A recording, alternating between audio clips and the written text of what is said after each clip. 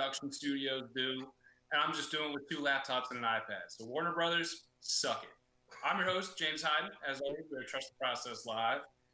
And I'm with my guys, Mr. Five Digits, the man of Cinco Digits, Max Coolish. How you doing, fella? Cinco de Digits. What's going on? Beautiful. The young gentleman himself, JJ, James Jackson, my brother. How you doing?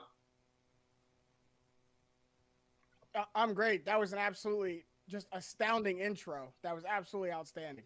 I don't know if I've ever heard a show been brought in as well as that. I'm going to be completely honest. That was the best intro I've ever heard. I'm trying. And the thing is, I'm honest. Warner Brothers, you can suck it. Josh, I can't do all the work myself, man. You got to come up with your own nickname. Josh Safran, how you feel? Oh, well, that's a big ask to come up with your own nickname. I'm not going to self-proclaim myself anything quite yet, but... Smart move. Smart move. That was a trap. Smart move. Yeah. I'm a little shell-shocked. I'm a little shell-shocked from this weekend of football, but I'm still standing, so I'm doing good. As am I. But, hey, you know what I mean? We're going to live. We're going to get past it. And if we get over it, that is yet to be seen, but we're going to try and live with it. NFL Sunday is in the books. It is. It was a great, fantastic. JJ, you said it beforehand. One of the best NFL Sundays of the year by far. Fantastic football. Yeah. That was absolutely, it didn't start, a couple of games started off a little rocky. Not all the games started off very interesting, but they all had very exciting finishes. Between the 1 o'clock, 4 o'clock, and then obviously the Sunday night game, that was just an all-around terrific day of football. Fantastic game of football. We're going to move right into the main event, and oh boy, I football here. It's going to come back down here. I'm not sure how we're going to get through the segment, but I'm going to try if you guys promise to. So we'll start it off. Just finish the sentence for me. I'm going to give you a blank. You fill it in. Max, I'm going to come to you first because I've been itching to hear this question, man. Okay. Boy. Carson Wentz should not start if.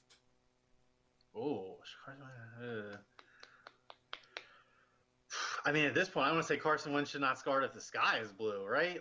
What at this point do we have the game from this season? There you go. At this point, we are in a position where we can finally control our own destiny to lose this division, which at this point that seems to be the best course of action in my mind. Obviously, the front office isn't going to think that way, and for however stance you want to take on it, Doug has made it clear that Carson Wentz is going to be the starter next week moving forward. So, I mean, they clearly are refusing to give up on the season, right? They're just not accepting that this team is just not good for a multitude of reasons. Coaching is a big part of the reason, and accepting that this team isn't good would be admitting failure as coaches. And obviously any coach has too big of an ego for that, especially a guy like Doug, who, we have seen to be, stubborn with his beliefs and his values and his coaching philosophies, both, internally and to the media. So I think that at this point, you tried your best to justify that second-round pick that could have been used for a plethora of other positions to help either side of the ball or any specific area of the team, because just about everything needs help at this point. Anything that isn't Brandon Graham, it feels like. So that second-round pick is sitting there rotting on your bench for a couple read options a game, if that. Why not? What do you have to lose at this point? I know that there's been so much invested into Wentz and in terms of picks and money and resources and all that stuff, but this season is a dumpster fire. You got to live in the present at some point. So I don't know. I'm curious to hear what everyone else has to say, but realistically, it feels like no matter how close that light at the end of the tunnel seems, we're just not there, and we're just still running. So, wait. I mean, say plethora for me again. Say plethora for me one more time. Isn't it a tomato kind of thing? It might be, but I just think it's funny. JJ, Carson Wentz should not start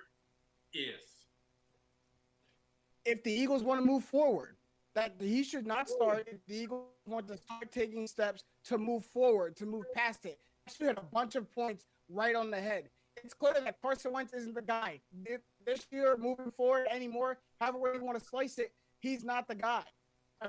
And if you have that second round pick that you don't want to continue to let sit riding on the bench, then you put him in. He starts. You see what he actually can do to help you propel your team forward. But if you want to, kind of stick in this rut that you've been in, not move past what you thought was going to be an MVP type season from Carson Wentz, something we haven't seen in about 3 seasons. Like if you're ready to give that illusion up, if you're ready to move past that, then Carson Wentz shouldn't start.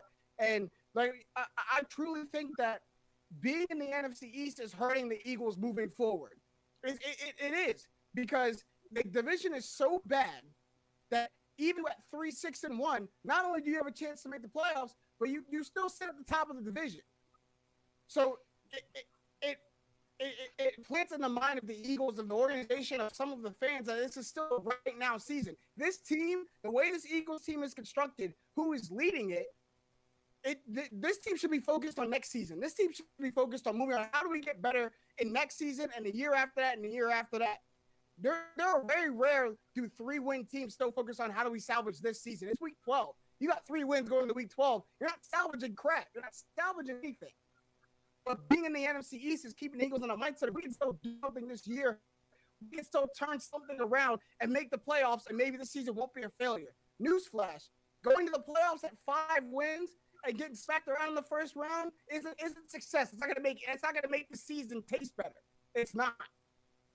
So if the Eagles want to move forward, Carson Wentz doesn't start. But I think the fact that they're still in the NFC East, the fact that they're still very much alive in this playoff hunt, is what's keeping them from moving forward, from doing that. It's keeping them stuck in that rut. It's like I don't want to completely all blame it on the Eagles, because hey, at any time you have a professional football team with a chance to win the division, they're going to do that. It doesn't matter how bad they are. If the division crown is up for grabs and they still have a realistic chance to do that, they're going to do that.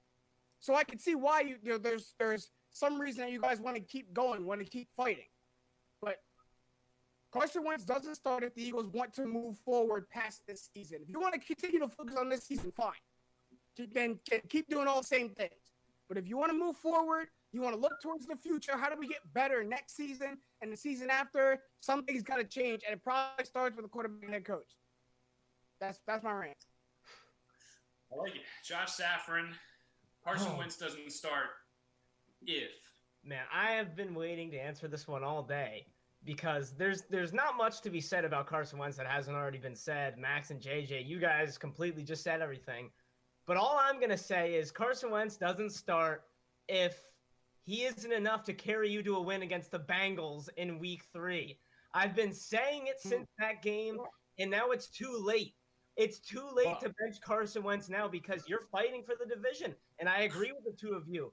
That's not what you should be doing. JJ, I couldn't agree more. This division is holding them back because they should be throwing Hurts in there. But nobody in their right mind is going to start saying, hey, Jalen, go play the Seahawks on Monday Night Football when we're fighting for a division. It's just not going to happen. So I think the Eagles missed their chance to bench Carson Wentz. And maybe, just maybe, if they had benched Carson Wentz, this is less about Jalen Hurts and more about Carson Wentz. I think they should have tried to get his mind right earlier in the season.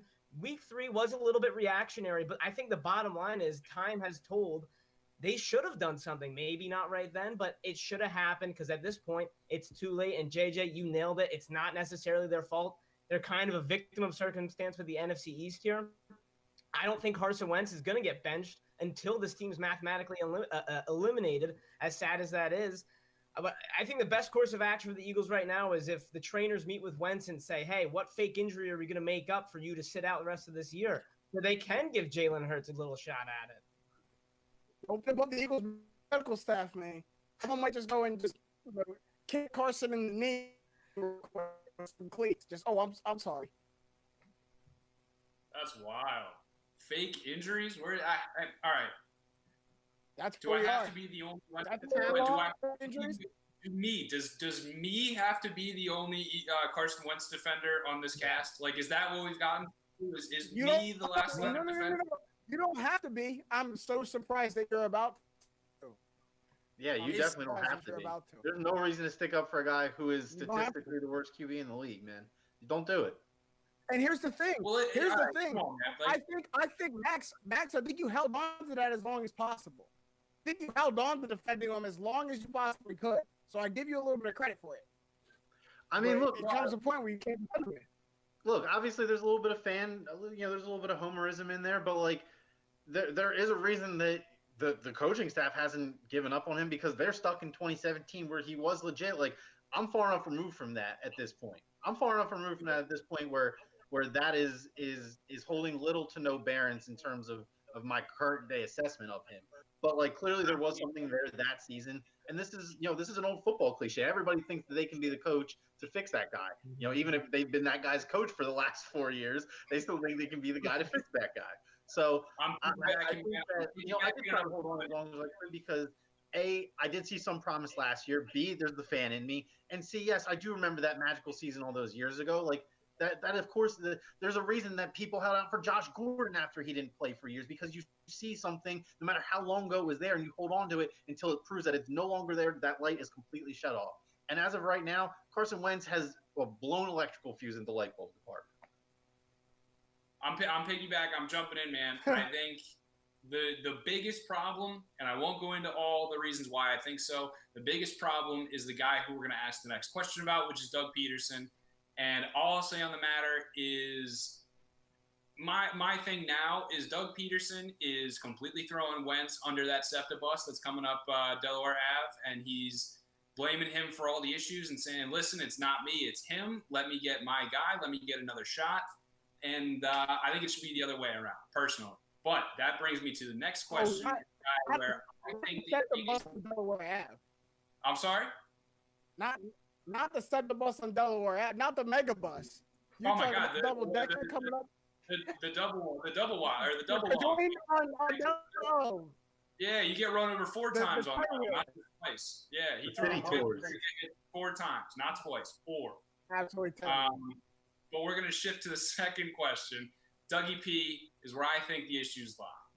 JJ, I'm coming to you, man. If Doug Peterson does not turn over his clipboard in calling plays on this offensive side of the ball, do the Eagles look for a new coach? Like, are we looking for a new guy to hand the reins to? Absolutely. And I don't think it should be on if Doug Peterson relinquishes the play calling. I think it should be on if Howie or whoever survives Howie, if Howie's not the one who survives, goes to him and says, we're getting an offensive coordinator. If he has a problem with that, the head coaching can go too. It's an ultimatum for Doug Peterson. Either give us the clipboard back on offense, or you can stand in the unemployment line with a lot of other Americans right now. That's the ultimatum that should happen. And I don't even know right now if it's going to be Howie Roseman that's going to be the one giving him that ultimatum. Howie Roseman might be the one following right behind him. But it absolutely has come to that. And especially when I watched this game yesterday against the Browns, yes, Miles Sanders had the fumble. Yes, it was rainy. Yes, they had to play catch up a little bit. But once again, Miles Sanders breaks off run after run, and there's a point in the football game he just stops getting the ball. There comes a point where it's forced back into Wentz's hands in scenarios that he's not successful in. Staying inside the pocket in wet conditions, his receivers not creating separation, but yet Miles Sanders continuing again, his production is up in the quarter and then tapers through the second, third, and fourth, and that's just play calling. There's too many times where, yes, the team is performing bad, but the coaching staff and Doug Peterson in particular with his play calling is putting them in bad scenarios and bad situations and not helping out his struggling quarterback. It's 100% I agree that if Doug Peterson, it's a very short leash. I'm not even sure Doug Peterson should stay the head coach, even if he doesn't call the plays anymore. But at the very least, there needs to be an offensive coordinator to come to another strategy. At the very least. I agree. Josh Safran, Peterson, clipboard, turning in, looking for a new coach. Put these words together for me. These are thoughts. Make sense of them. Well, I have been Doug Peterson's one of his few defendants this entire season, and that game against the Browns was one of the worst play calls. I mean, he just flat out got out coached by Kevin Stefanski, which is not something I thought I'd be saying a couple years ago. And it's so glaringly obvious that if he isn't going to give up the clipboard and the play calling, they got to move on. And I hate to say it, but let's look back on history. Last time the ownership gave in to a coach, it was Chip Kelly. So We don't want to go down that road again. And Doug, I really believe in him. I think he's a good manager of a ball club, but he's clearly not a good play caller. And JJ said something about Carson Wentz earlier in the year when we were talking a little bit less about play calling, a little more about the guys on the field. And JJ, you said that it's possible that the guys on the field can be bad and Carson Wentz can also be underperforming and playing bad. Well, brings me to the Doug Peterson argument, because I believe that Carson Wentz can be playing terribly and Doug Peterson can also be calling a terrible game. Now, I don't think that Doug Peterson is the sole reason for Carson Wentz's poor performance. I certainly don't think he's helping, but I think to blame Carson's performance on Doug, I just won't hear it anymore. I won't hear any of these excuses for Carson. Yes, with a better coach, could Carson be doing better? Sure. But the bottom line is Carson, he's missing these throws. I mean, Doug isn't the one throwing the balls out there. So for me, yeah, I would totally move on from Doug if he's not willing to give up the clipboard, or if he's not, JJ like the ultimatum. But I don't think Doug Peterson is the be-all, end-all for the Carson Wentz problem. I think Doug Peterson might be the main problem with the offense, but he sure as hell ain't the problem with Carson Wentz. I don't think, at least. And I think those are two different points. I'm not sitting here saying Doug Peterson is the primary cause for Carson Wentz's struggles, but that shouldn't save Doug Peterson's job. That shouldn't save it at all. You're also looking at a football team who refuses and is showing the incapability to seize momentum, to get themselves back into a football game that as soon as they look like they do it, they're giving something away again. Like, there's something about this coaching, there's something about what's sitting at the top that's permeating and cultivating a bad product on the field. And when you get that week after week, someone's got to answer for that. Most of the time, it's the head coach. And just like we've seen a regression of Carson Wentz since 2017, we've seen a regression of Doug Peterson since 2017. And if we're seeing the same regression in Carson Wentz and Doug Peterson, why is one safe and one isn't? To me, it's a pretty linear situation right now. I agree. Hey, Max, give me the 5-digit breakdown here right now. Doug Peterson doesn't turn over that clipboard. Where am I looking? All right, so really quick, I just want to touch on what JJ just said. So I think saying that Doug and Carson have both regressed the same amount since 2017 is pretty disrespectful to Doug Peterson. I'm going to be honest with you, man. Without Carson Wentz the following year, he was a good coach. He had the Eagles win a playoff game and was very well on his way to potentially winning a second road playoff game with Nick Foles again. I still think that there are the bones of a good coach in there somewhere. I'll say this. The dude definitely has his flaws. The offense is absolutely in shambles right now because of his refusal to hire a dedicated offensive coordinator. If it wasn't even going to be him and he wanted to bring in a bunch of people to be his official consultants, I would have been totally fine with that. I really, really think the fact that there have been so many mishmashes of ideas and there's not one guy who has the final say over everything. Yeah, we all know it's Doug ultimately, but the fact that he's keeping that final authoritative control over the offense, I don't think that is helpful to anybody. I think it would serve him a lot better if he would give up those duties and strictly focus more so on what he's better at, which is big picture stuff, right? In terms of, especially off the field, we know that he is a guy that does not lose locker rooms. He's had multiple opportunities to do so and has not. That to me says that he's a better coach than your average run-of-the-mill, loser who, insert bad team here, goes through every 2.5 years. Never said that. Never said he wasn't. Never said he wasn't. But point was, Doug Peterson hasn't regressed as much as Carson Wentz, and then pointed back to stuff he did 2 seasons ago. I'm not talking about what he did 2 seasons ago anymore. I'm talking about what he's doing right now. The regression right now. Okay. Like, you're talking about he's not as bad as Carson Wentz, and then talked about a game he won. He's terrible this year. That's my point. That's my point. He's not where he was 2 years ago. Carson Wentz is not where he was 3 years ago. And the decline is eerily similar. It is similar. Okay, but my point is that Wentz was noticeably worse from the next time we saw him on the field after 2017. Doug fell off a cliff this year. Carson Wentz has been on the gradual decline, is what I'm saying. He was not good with injury when he rushed back the year after they won the Super Bowl. Last year, he was wildly inconsistent throughout the first half of the season and then got better.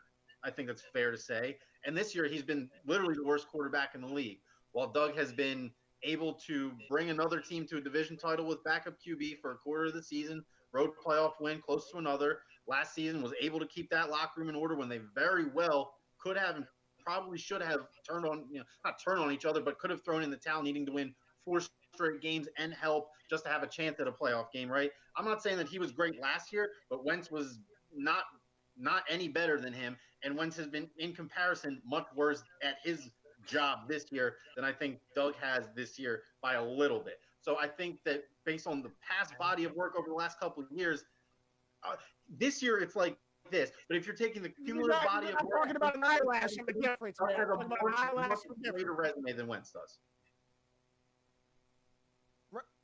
Wow. In the past, what you did in the past. NFL, what have you done for me lately?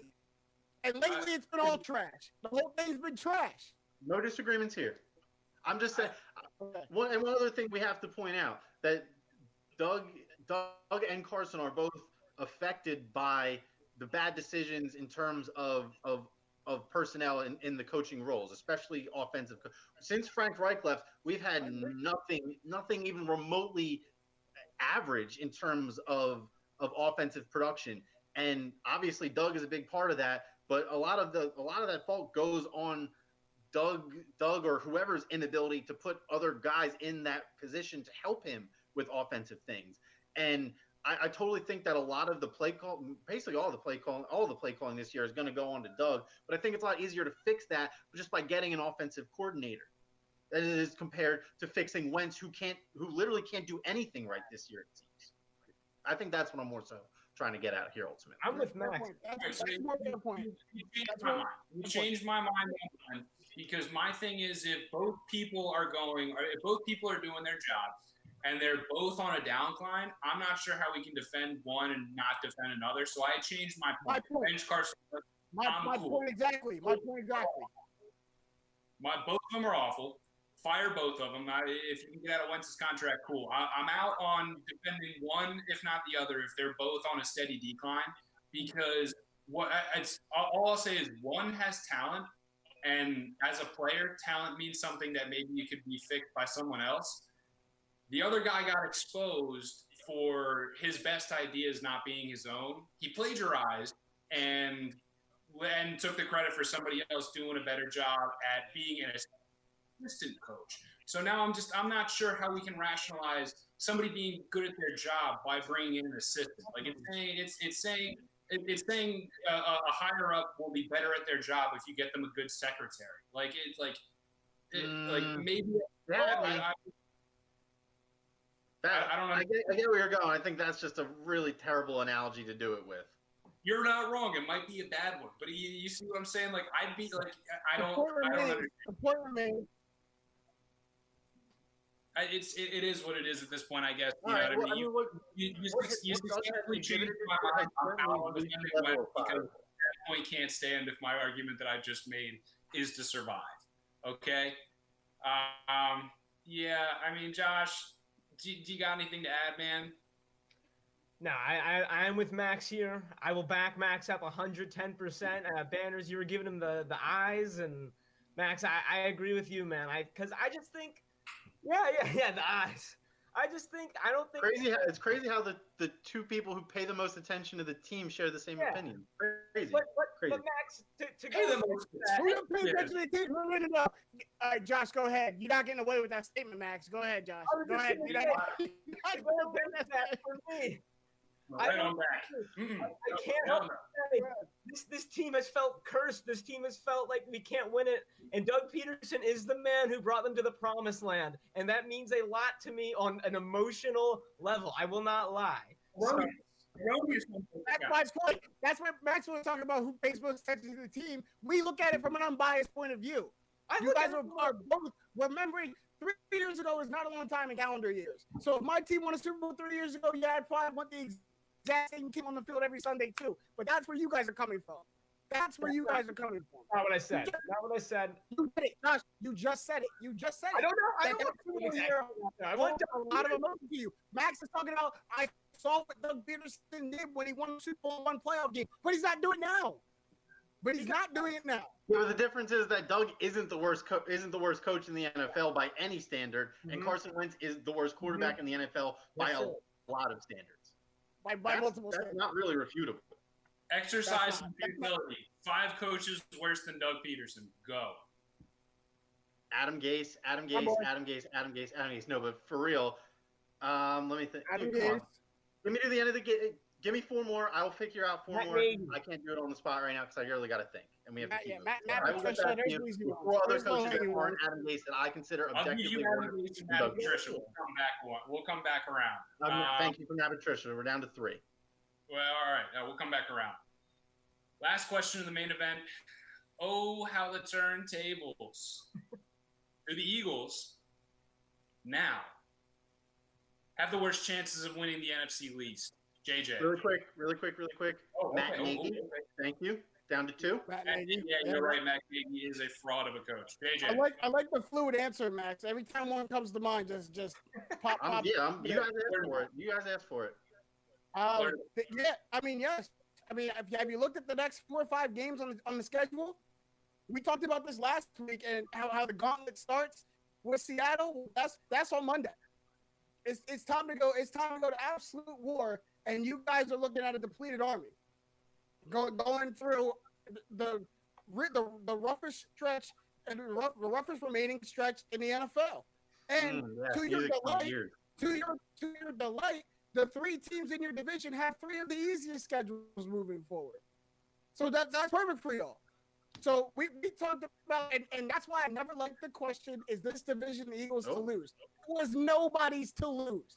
This thing could change on a week-to-week basis. If a couple of games were different and Eagles are sitting at 5, maybe 6 wins instead of 3, then this stretch looks a lot different going in. But now it looks like you have no chance. And what we thought teams had no chance in the past, like Giants and the Washington football team and really all the other 3, like there's all case there now. Right? And the Eagles kicked that door open. The Eagles did that to themselves. Josh? I think it's hilarious. Yeah. I mean, look, I don't think there's any way. I tried to spin it in my head for the show where I thought the Eagles could still make the playoffs. There's no way. I mean, there's no spin, and it's crazy because I was confident. All right, no, not confident, but I genuinely thought 3 or 4 weeks ago that the Eagles were in the driver's seat of the division, and that was just so foolish. I mean, this division is what it is, and now that Giants game was the whole season. Once they lost the Giants game, it was over. Now, it doesn't matter who the other teams are playing. You just watch the other teams that look like they have a shred of competency, and that's something that the Eagles don't have. It's just absurd how watching national shows, the praise that Daniel Jones and the Giants are getting strictly by comparison. I'm not going to go out here and pick any of the teams in the NFC East. I will. You know what? I think the Cowboys actually have the best chance. Not very confidently, but I'm just emphasizing how painful this is for any Eagles fan. This is his worst case scenario. You might as well lose out on purpose and get a really good pick. I don't know. I might go with the Giants. Best defense and probably the best quarterback by default, I guess, in Daniel Jones in the NFC East. Don't sleep on the Red Rocket. He was dealing yesterday. Red Rocket was back to life yesterday. And you know who else is back to life? It's Ezekiel Elliott. Now that they got a little bit of an offensive line help, it's just we all let our guards down a little too quick. Me more than you two, I think. But I was really the Cowboys looked like the worst team. Now let's keep in mind, Banners. I'm sorry, they did play the Vikings. I'm not trying to make a slight at you, but the Vikings were rather hot. It's just that Cowboys team looked competent. It wasn't about who they beat. It wasn't about how they won. They looked competent, and Ezekiel Elliott, that rushing attack looks like it's supposed to look. That alone, I think, is what's going to win the NFC East. Not bad. Max 8 million. So I'm not gonna lie. I kind of forget what our ultimate question here is. I think are the Eagles going to win the NFC East? Do they have a chance? Just talk about how they're not going to. That's all you need to do is talk about how they're not going to. All right, so I'll say this. This Seattle game, we were never, ever going to win this game no matter how good the Eagles were playing at this point in the season. Seattle has a mini bye off a divisional game. They have owned us like literally Russell Wilson's whole career. The Eagles were never ever going to win this game. I have solace in losing this game, regardless of score. For the next three, going into the season when I thought the Eagles were going to be a competitive team that wasn't terrible, I actually did look at this stretch of the schedule and say, hey, you go 2-1 in these 3 games, and the NFC is on notice. Obviously, that is so far out the window. So I just want to. I'll be honest. I'm gonna be honest with you guys. We're in the trust tree here. I thought that was a doable part of the schedule. We played well against the Saints. We played well against the Packers in recent years. Trust tree. Thank you. Trust tree. That's true. So present day, I totally agree. Totally agree with Josh. The Cowboys are easily on the inside track because they just got the most impressive win that anybody in the NFC East has gotten all year yesterday on the road at Minnesota because they beat a team so who was God, that's on a 2-game winning streak, and that's literally how low the bar is for this division this year. The Cowboys still get to play up to the free win. That made me really upset. That's where the bar It's the truth. It sucks to say, but ultimately the Cowboys are still the most talented team in terms of offense, and that's really I think all that matters because the other two teams' offenses are so wildly inconsistent. And shout out to great job for Daniel Jones. Best 2-game stretch of his career, man. Good for him. It only took him, almost 30 games to have 2 turnoverless games back to back. Like, that's how low the bar is, and people are getting hype on the Giants now. So my money is firmly on the Cowboys from here. I would say, unfortunately. All right, JJ, NFC least chances. Give it to me. I mean, 0.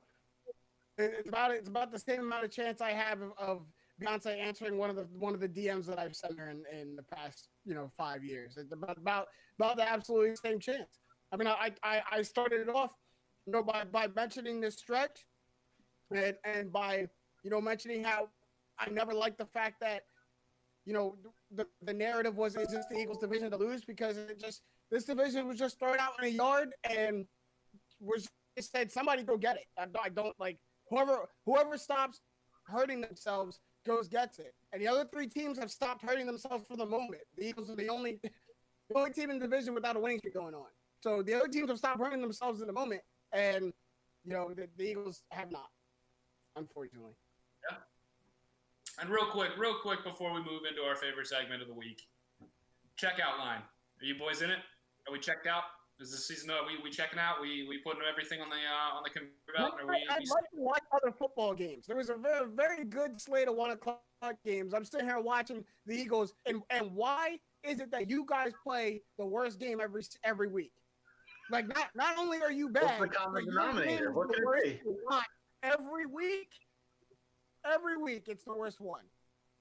Well, hey, if you like watching teams put up 40, boy, do I have a game to watch for you next Monday night.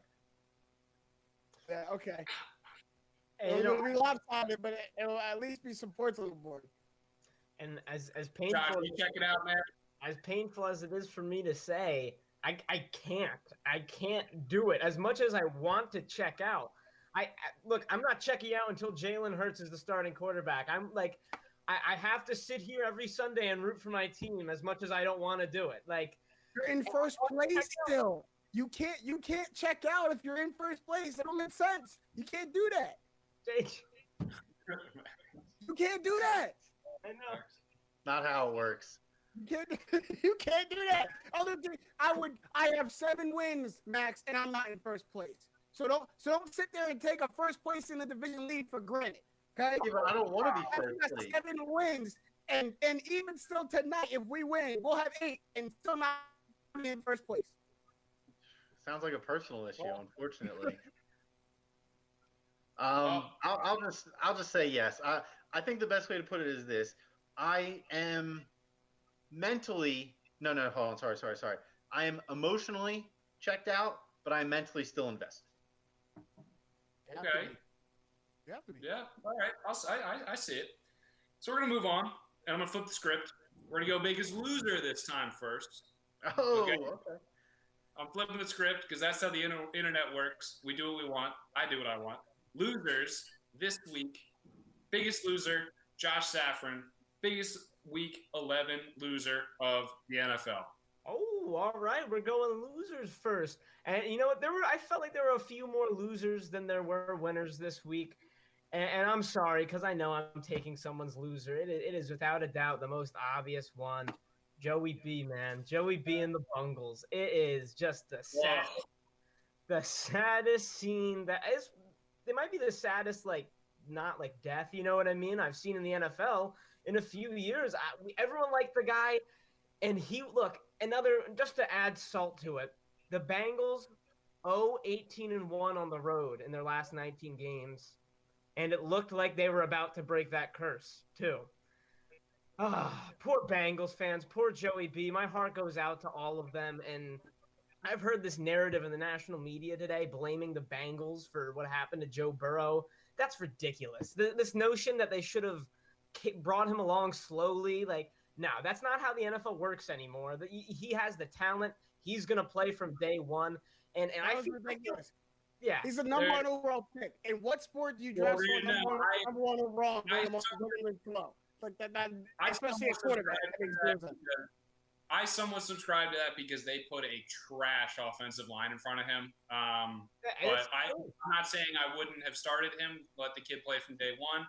But that offensive line is pretty malpractice. And I feel kind of responsible because it was during the first half. I sent a tweet out saying Joe Burrow gets consistently ragdolled more than any quarterback I've ever seen, and it's impressive. And I feel kind of responsible. I didn't mean to put it out in the air. Joe Burrow, I am so sorry. That's some bad juju right there, bro. That's some bad juju. JJ, biggest Week 11 loser, brother. Speaking of bad juju, I feel like they've made this list for me before in the past 10 weeks. I'm not sure. And I'm not sure who's the more to lose. The New England Patriots, Bill Belichick, or Cam Newton in particular. But I know they're not the greatest team in the world. They're sitting on 4 wins, 4-6. But you're playing a down bad Houston Texans team. Just a down bad team. Like I wouldn't want to be really any team in the league outside of the Jets to lose to the Texans. Like they don't deserve a win after how they treated the offseason, after the trade that I still can't wrap my head around. And if you're in New England, you're coming off an impressive win last week. You look to build some confidence. You go into what should be a win in NRG Stadium, and you lose to the 2-win Texans. Trap game. That's tough. That's tough. That's bad. That's bad for New England. And I think they lost a lot of New England fans this season with that game yesterday. Mm-hmm. The week before was we kept them on the track, and then going and losing to a 2-win team that's where they checked out. That's where they walked off. Yeah, I can see it. Who's the 5-digit loser this week? Not necessarily one of my fan favorites, but someone a lot of people are enamored with. Tua Tagovailoa, big loser this week. Put up an impressive Josh Rosen-esque stat line, getting benched in the third quarter with under 100 yards passing, and quite frankly, he's been able to be concealed the last couple of weeks by Miami's running game, and against the Rams, their defense just went absolutely ballistic. So he hasn't done much, but the Dolphins have been doing well, so no one's been able to talk about it or have found the need to talk about it. But this week against a lackluster Denver secondary, although they did get AJ Boye back this week, but still overall not nothing you're worried about. And quite honestly, he just looked uninspiring. He was unable to move the ball. The Dolphins are a well-coached team, and you can tell us because every week their first drive comes out and looks amazing. They come out, Tua look great, throws a dime touchdown pass to Devontae Parker. The same play they tried to score with last week that got called back on I think on an offensive holding. Throw the same exact thing, gets a touchdown again. And then immediately after, just ice cold, unable to move the ball. And on top of that is Fitz magic season once again. So you can never feel good when you're a rookie QB who got the start a couple weeks ago and didn't make it through a full calendar month before the guy you replaced is already back into the starting lineup. So for me, it is Tua this week. Well, I'm going to go with the Be More Ravens. Big trust. Don't look great at all. The running attack is pretty meh. It feels like with guys like Miles Boykin and Marquise Hollywood Brown and Devin Duvernay, they've been trying to find this Tyreek Hill-esque kind of gimmick player, and hoping he can evolve into more like Tyreek Hill. Has not gone well. Baltimore just looks like a shade of itself from last year. And granted, the Titans were the team that exposed them last year. They put the playbook out on them in terms of how to stop the Ravens. It was a bigger win last year in the playoffs, but this Ravens team feels different. Lamar Jackson is not having the same year again. Playbook's out on him a little bit. If you have the guys to stop him, it's a shame. It really is, because I wanted to see where this team could go if they kept up that trajectory. But the Ravens really do just feel like a different team. So, yeah, my biggest loser of the week is going to be the Baltimore Ravens. Now, three losses in 2 years to a non-division team that is quite the mental block, I would say. Yeah, it's not great. It really isn't. And we're going to go right back into biggest winner of the week. So, Josh Safran, biggest winner of week 11. Well, I'm going to actually start off by throwing in a bonus loser just because I like it so much. Kelly Stafford, by the way. Kelly Stafford. Oh, my goodness. If you didn't see it, Kelly Stafford went on a rant about calling Michigan a dictatorship after their COVID-19, their new laws. And, Stat Mafford went out and put up a big goose egg afterwards. So how about that one? But my biggest winner of the week is a guy who I like doing this. Guys who I count out and then they prove me wrong. Taysom Hill, man. He surprised us all. And JJ, you're probably going to call me crazy, but I love Jabooins. I just love myself some Jameis Winston. I wanted to see him play. And when I saw that Taysom Hill was starting, I was right alongside Roddy White calling Sean Payton a fool. I was like, oh, my theory was that Sean Payton was so tired of hearing Taysom Hill being a quarterback that he was just going to throw him out there and let him fail so he didn't have to hear it again. I don't know. He looked good. He looked really good. And I know it was against the Falcons. I was wrong. Still want to see Jameis Winston in, but I think Taysom Hill is just the unanimous winner of the week. All right. Max A. Million. Biggest winner of week 11, the 5-digit winner. I got to say, this is a team that I just haven't really been – the record's good. They're a good team to everyone else. I just haven't been impressed with them in terms of like them, being serious contenders, and that's the Indianapolis Colts.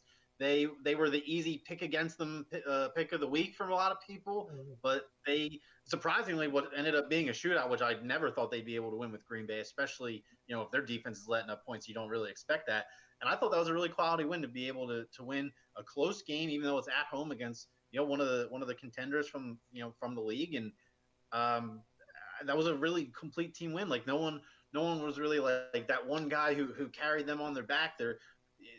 That was just a really good team win, even though they did let up a lot of points. But that's what the game is. Your defense lets up a lot, your offense has to step up, and they had big plays. They got a couple defensive stops when it matters. They forced a big fumble in overtime to come from behind victory too. Yeah, and a come from behind victory at that. So.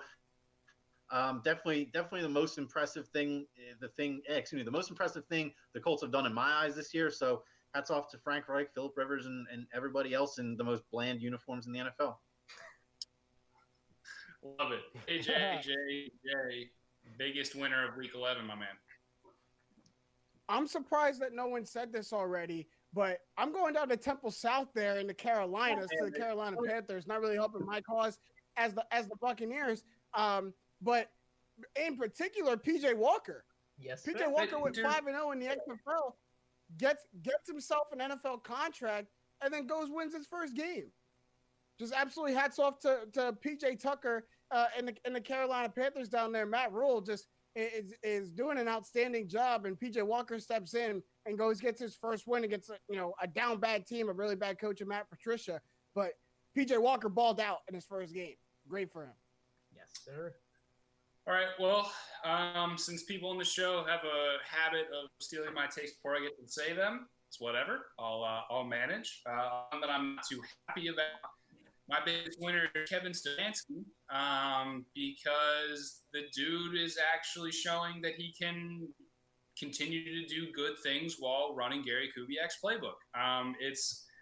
it's pretty funny. I mean, nepotism is rampant in the NFL, but I don't think we've seen a recent case of somebody just completely taking a playbook from someone else, going to get a head coaching job, and having the back do when the NFL handed to him when his playbook is predicated off the run. So, I mean, Kevin, man, I wish you all the best. Good for you for having Nick Chubb and Kareem Hunt.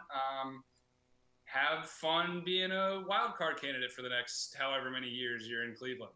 But I guess that's my biggest winner because I can't give props to Philip or PJ or whatever he wants to call himself now because JJ already did that. Golly. PJ. I like PJ. PJ better. He went through this whole phase. It's actually funny, man. We were at my friends and I senior year of college. We were at the bowl game, his last football game in college, and we were lucky enough to get there early. We were like second row back, and they're getting blown out by Appalachian State. Not good in the Military Bowl. And my guy, Sean Linetto, stands up and starts letting Pete happen. We're on the Temple side. Everybody's sitting down. Everybody's quiet, and it's just this dude who is, let's say, half drunk by the time we're getting to that point in the game. He's the only guy standing up, and he is letting PJ have. And let's just say he wasn't very happy. So he turns around to the stands, and well, we like to call this a family show, so I can't really say what was said. None of it was good. And that was my last memory of Phil or PJ. You know, I like to think that's what sent him into the phase where he went through the whole Philip J. Walker thing. But you know, such is life. We're gonna move on after that fun little anecdote right there into rapid fire. We're gonna try and keep it rapid this time. Again, no promises because we play by our own rules because that's how the internet works. We do what we want. So, starting off, I'll say it again. The NBA draft snuck up on me. I'm being real. It snuck up on me. Basketball is dangerously close, which I love. Basketball is dangerously close, and I'm very excited for it. So we're going to start off, and we're going to get to the Sixers in depth a little bit later, but we're going to start off with the draft day grades from our 76ers. Max, what do we think about this draft, man? So in terms of just the draft picks themselves, I'm going to say, and I'm not going to give them an A only because they didn't get just insane value. You know, someone totally fell to them at either one of these picks. I'm going to give them a solid B+ because they got two guys that fit the construct of the team in terms of what they were looking for in the draft. Both are guys that were projected to be, available right around their respective pick slots.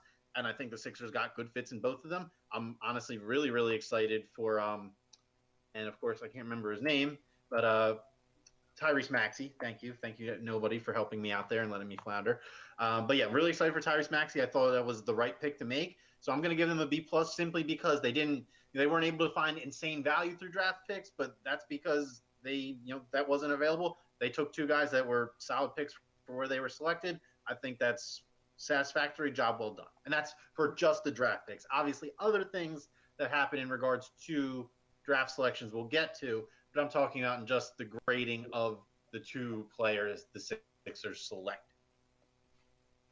I would say Isaiah Joe is a value where he was selected because his the year before this year, he was shooting above 40% from behind the arc. You know what I mean? And last year, 2 years ago, he was shooting above 40% behind the arc. And then this previous year, because obviously no college basketball, his 3-point percentage was down. I think if he continued that 40%, he would have been much higher. So I love the Isaiah Joe pick. Easy mechanics, very repeatable.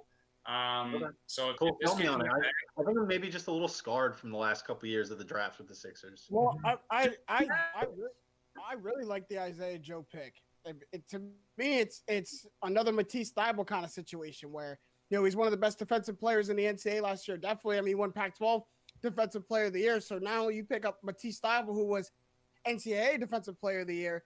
Then you go get Isaiah Joe, who's Pac-12 Defensive Player of the Year, and Brett Brown said something before he left. He said, I feel like this team could be the best defensive team in the NBA. And of all the things that Brett Brown tried and it didn't work, I think that's one thing he actually had very correct is that the Sixers can be one of the best defensive teams in the NBA, and Isaiah Joe helps that cause. So they're very defensively savvy from top to bottom. Ben Simmons, one of the best defensive guards. Joel Embiid, one of the best defensive big men. Now you have Matisse Thybulle and Isaiah Joe, who could be one of the best defensive wing players in the NBA. You're just really sound defensively across the board for the Sixers. I like it. So JJ, what grade are you giving the Sixers draft? I'm going to give it an A-. I'm Love absolutely giving it. I'm going to give it an A-. Let's go. Well, it's hard to give any draft an A+ before you see the players on the court. Like we could. I'm sure we were given the Markelle Fultz draft an A- too. I'm sure we were given a lot of different drafts an A- before they hit the court. You got to see how they do when they hit the court. But conceptually, what the Sixers did in their draft. I think that what their draft did in compliments to their free agency, I think it warrants an A-. Love it. Josh Safran, grade me our Sixers draft, man. So, I mean, I'm just gonna go for it, and let me explain before anyone jumps on me. I'll give them an A+ for that draft night. I don't think it's possible, Max. I might have given them a B+ if we're just going off who they drafted, but I think it's impossible to leave out the moves they made on draft night. So for me personally, I was a little disappointed when they didn't take Desmond Bane at the 21 spot, because the bottom line is the Sixers had a need, and it's shooting. But Tyrese Maxey, I think that's Max. You say they didn't get anyone who fell to them. To me, Tyrese Maxey is kind of a guy who fell. Tyrese Maxey didn't have the college career any of us really expected. There was not a lot of guys with star potential in this draft. To me, Tyrese Maxey is one of those guys who there's a small slimmer that if you develop him enough, he could be one of the premier NBA players. I'm not saying that's what I think is going to happen, but to me, that's one of those things where Tyrese Maxey completely fell to 21, and you cannot miss that pick. Great pick. I want to see him in the second unit of this team. That Isaiah Joe pick, that was great. All the reports were saying, oh, the Sixers have interest in Isaiah Joe. It was giving me flashbacks to last year when the Celtics reached for Matisse Thybulle just so they could get a little value from the Sixers. They didn't screw anything up this time. They got Isaiah Joe. They didn't screw it up. Both picks. They got it right. And then the reason I give this draft an A+ is because of the trade they made with the Mavericks, bringing Seth Curry here. Now, some people don't like the trade because on paper, Josh Richardson might be a better all-around basketball player than Seth Curry, but I will take Seth Curry's excellence in his one area over Josh Richardson's all-around playing any day of the week and twice on Sundays. To me, the Sixers did the best they possibly could have done to fill their needs, because this was not the best draft we've seen with star potential, but it's been one of the deeper drafts we've seen in recent memory. They took advantage of that. They made some great moves. I love it. A+. Daryl Morey going to do more. Daryl Morey, and that's what makes someone like Daryl Morey an elite GM, an elite executive, because he immediately identified the team needs of the Sixers and went after those needs specifically. I think there were a couple of needs that the Sixers needed. Obviously, shooting, that's the one that's glaring in front of people. But that slasher and go getter to the rim, a guy who can put the ball on the floor and go from 3-point line to rim in a hurry and get up, high energy guy. Tyrese Maxey brings that. Defensive guard play, you go and get Isaiah Joe. There's their backup big man. You go and get Dwight Howard, a very formidable veteran presence, Dwight Howard, who looked at We'll get to it. Stop breaking this stuff out. I like it. I like the energy, but keep that cat in the bag, all right? JJ, before I kick you off the camera, before I do it, give me the team who had the best draft. The team who had the best draft. It's tough because I do think it went how it was supposed to go. I don't think anyone besides the name is escaping me, besides the guy who jumped at number 4 out of Florida State, who went very high when a lot of people didn't suppose him to go to. I think a lot of teams did what they were supposed to. But who had one of the best draft nights, I think, were the Atlanta Hawks. You go and get Big O is a tremendous draft pick for them. To complement John Collins and Clint Capella down there, he's going to surge with them. You put him in a pick and roll with Trae Young. Now they also go and get Rajon Rondo a couple of days ago. So I know it's not on draft night, But the Atlanta Hawks, I think, really got their draft picks, very correct. They're a team that's going to take a huge leap, in my opinion. I like it. Maximilian, man. Give me the team with the best NBA draft. For me, I'm going to give it to a team we don't usually would give these kind of awards to, but the Sacramento Kings had the draft of the draft in my eyes, simply because they had their, nobody thought that Tyrese Halliburton was going to go outside of the top 10, right? Mm-hmm. So the fact that Sacramento can get him at 12, he can play, they're saying that he's, going to be able to play with De'Aaron Fox. I guess we'll see about that. But he was supposed to go to Atlanta as well. And obviously he's not going to be handling the ball over Trae Young there. So I'll assume that, he can play off the ball, like everybody's saying he'll have no issues with. Assuming that's the case, him and De'Aaron Fox seem to pair up really well as a backcourt together, especially since De'Aaron Fox is he's an energetic defender, but maybe not the best, where Halliburton is, kind of has a reputation of being a respectable, at least, in terms of college. Obviously there'll be a drop off, but I really think that the Kings got probably the best steal of the draft in terms of value at 12. I like it. Josh Safran, best NBA draft. I mean, look, you already heard me. I A+. I think that's my best. That's the best in the whole NBA draft. I kind of alluded to it. I wasn't sold on a lot of the talent in this draft this year. So, you heard my reasons for the Sixers. I'm going to go ahead and give you who I think did the worst in this NBA draft. I think it's the Minnesota Timberwolves, because now Anthony Edwards is a guy who I loved to watch at Georgia. Anytime Georgia had a national TV game, I'd turn it on. He's a tremendous talent. This guy, when you are about to be the first overall draft pick and you're talking about how you don't love basketball and how you wish you were getting drafted for the NFL, that is the last thing that I would want to – I would trade that pick away right then and there. Hey, Josh. Max. Guess what that is? What?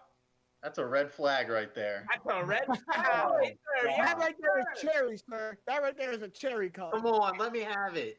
Yeah, I'm giving it to him. I loved it. And you've been scarred before if you're a Minnesota fan. Look no further than Andrew Wiggins, who had the exact same problems. And then look, let me just rattle off a few names of first overall picks in the last few years, because first overall picks, they're not guarantees anymore. How about Anthony Bennett, Markelle Fultz, Andrew Wiggins I just mentioned. So I would have traded that down, tried to have gotten something a little juicier in a pick next year. So I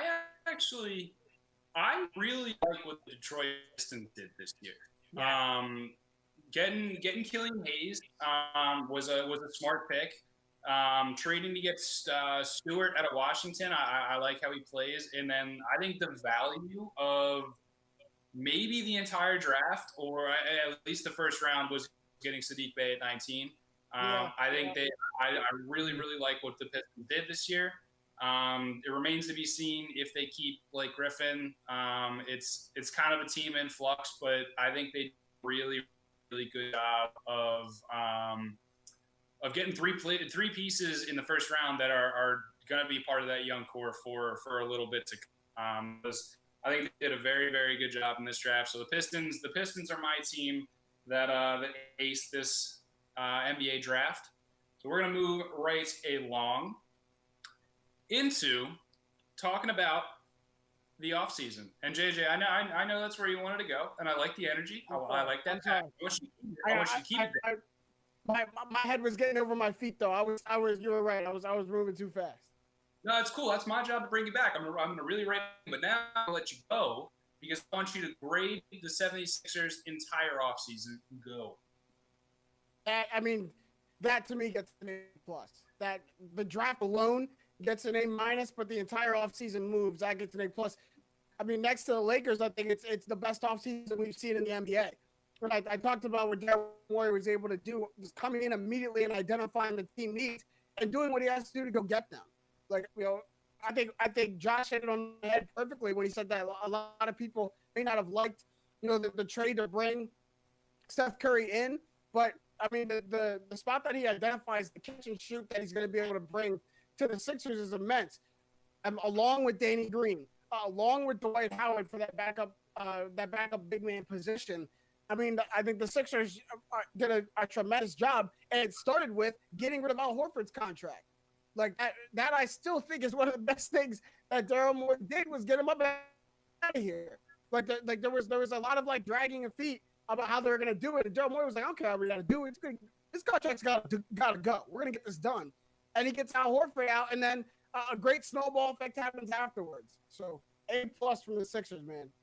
I like it, and I assume the Lakers would be your overall winners outside of the Sixers.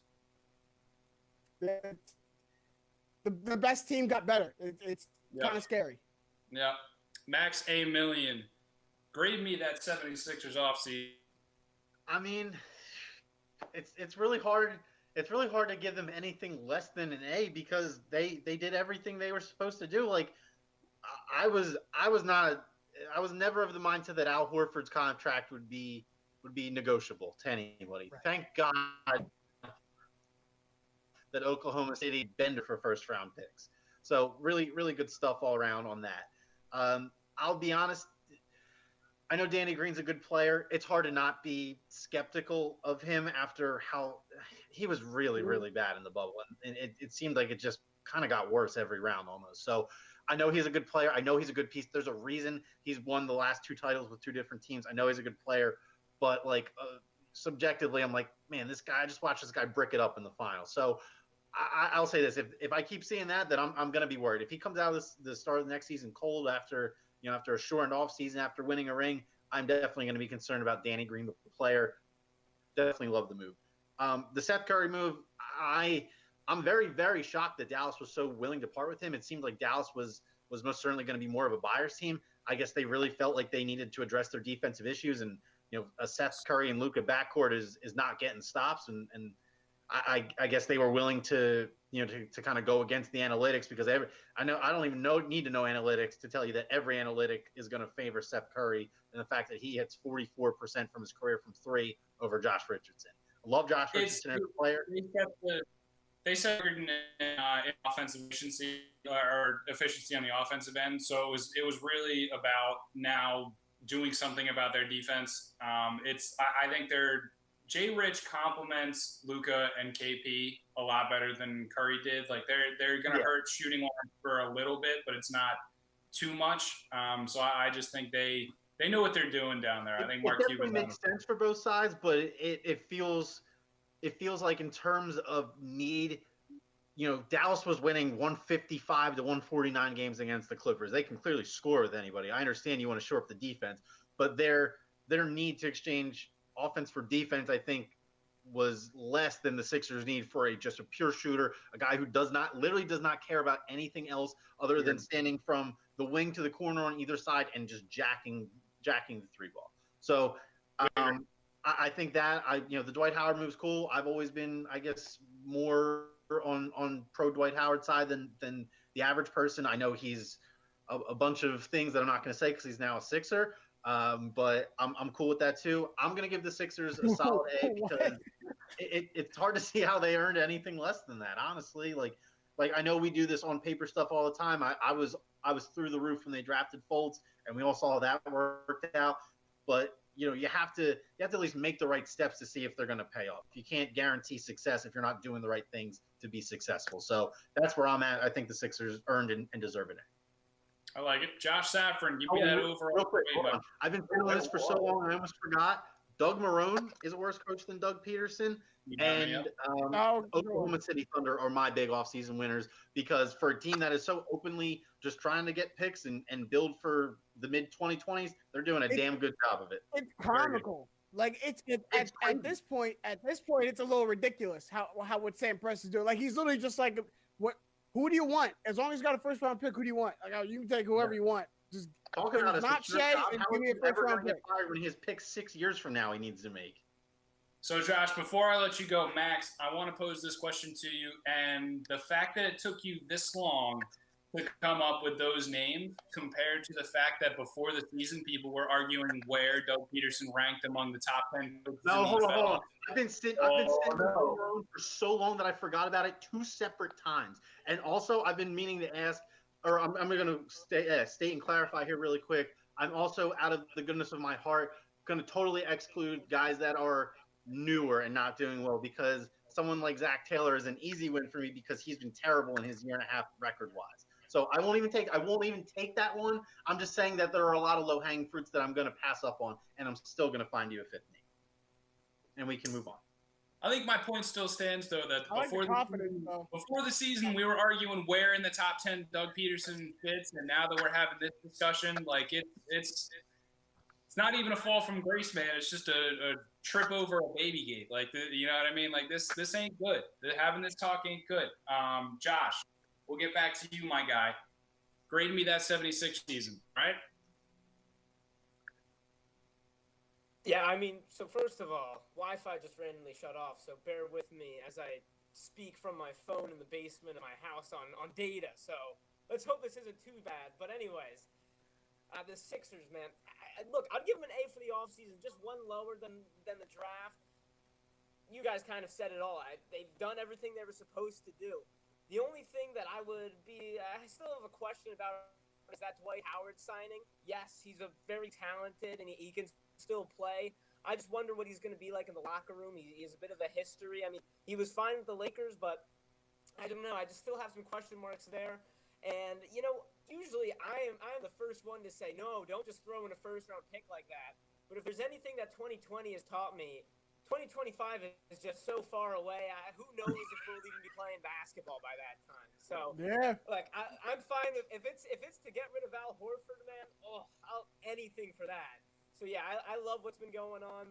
We've said it all, but the team that I think is actually my dark horse out of the West, Portland. The Portland Trailblazers have done everything they've had to do, and with so many moving parts, they've kept the band together. When you can keep guys like Damian Lillard and CJ McCollum together for that amount of time, you got a vet like Melo who's hungry for that chip. You know, you see so many guys moving around, and then you add Cove to the team. You guys know how I feel about Cove. Re-signed Rodney Hood. So while I think unanimously the Lakers as the championship winner, and they've without a doubt gotten better, but I think that's taken away a little bit from a dark horse like the Trailblazers, who they've blown me away. I'm excited to watch their 10 p.m. games. They're now going to challenge for the deepest team in the NBA. I think they had a really good, really good offseason. And before we get to tap outs, just to wrap it up real quick, one name. That's all I'm asking for. One name that's still out there that the 76ers should be looking at in free agency. JJ, go. Reggie Jackson. Ooh. Damn it. Are you serious? Ooh. Okay. That's the one. That's the one. All right, Mac. I'll give you a little bit of time. Josh Safran, one name. Go. Well, Reggie Jackson's my one, but I have a 1A. Dario Saric. Bring him home. Signed today. No. He signed today. Sorry, buddy. Signed today anyway, but no. Yeah. No. I don't know if I don't know if this will count, but I would love for them to try to make a run at Bogdan. I don't think it's possible, honestly, but he's restricted. I mean, the Kings get the match, but yeah, I mean, I don't feel like we're going to be able to offer him enough where the Kings can't easily offer it and he just goes with them. That's kind of a pipe dream, but that's who I'm hoping for at this point, I would say. Before 2 days ago, it was Goran Dragic for me. I think you guys need another backup point guard. So Goran Dragic, DJ Augustine, Reggie Jackson. I was in for DJ Dragic was a pipe dream. Goran Dragic was. I don't think.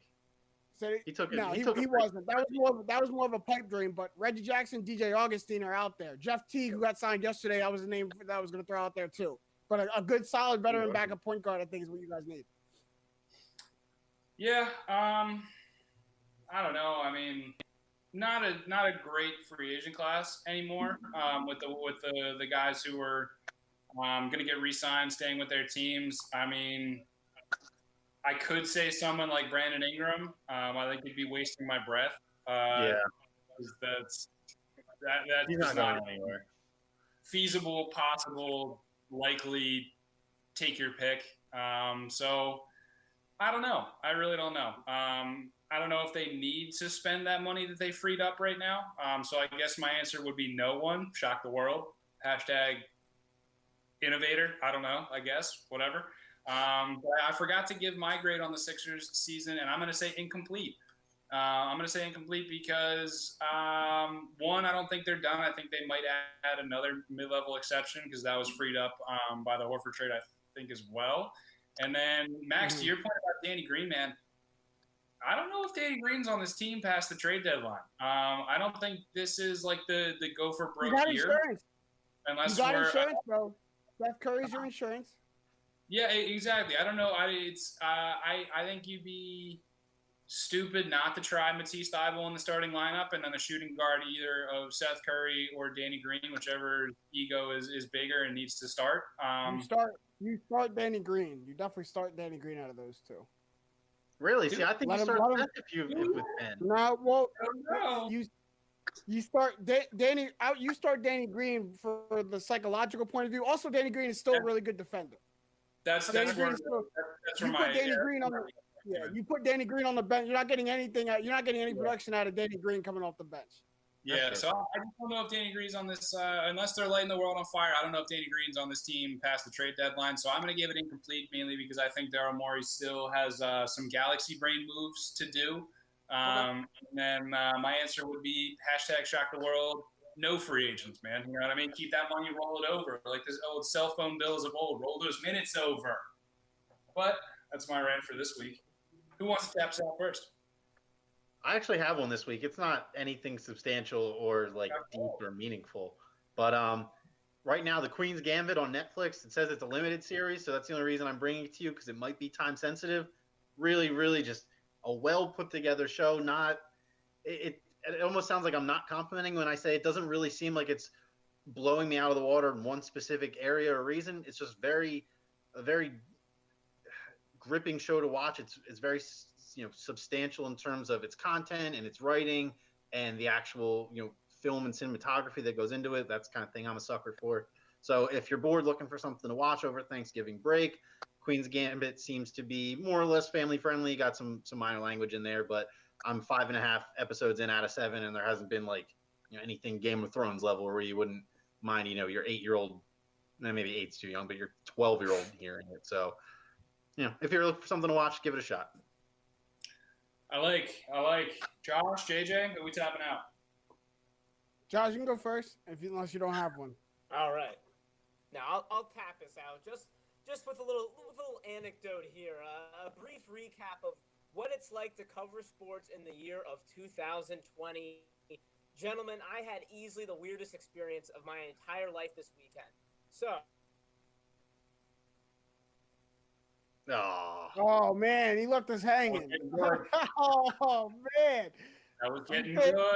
Can't time that. There it is. Covering. You got to run that whole thing for us. You got to run it back.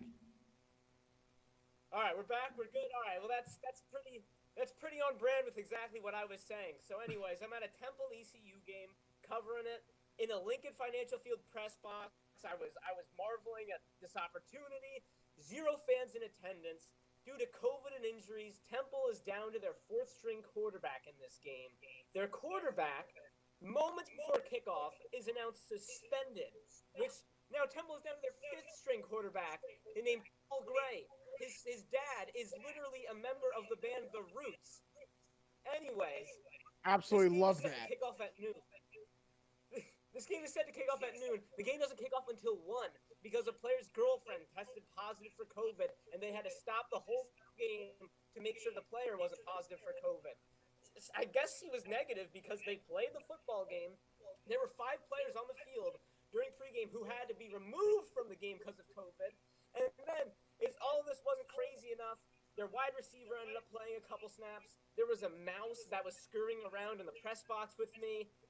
Temple lost 28-3, and it was the weirdest experience I have ever been a part of. And I had to take a moment and take a step back and say this will never happen in any sporting event for the rest of my life. This is it. So that's my story about covering sports in 2020. My goodness. Okay. Support local journalism. Well, that's always something. Jake, my tap out is simple. It's about 8:12. So Monday Night Football is about to start in 3 minutes. So I love y'all. I love doing this show, but we need to get the hell up on out of here because I need to go watch Tom Brady in prime time. Love y'all. My guys, to the death of me. I need to get up out of here. All right, go ahead. Go get yourself settled in.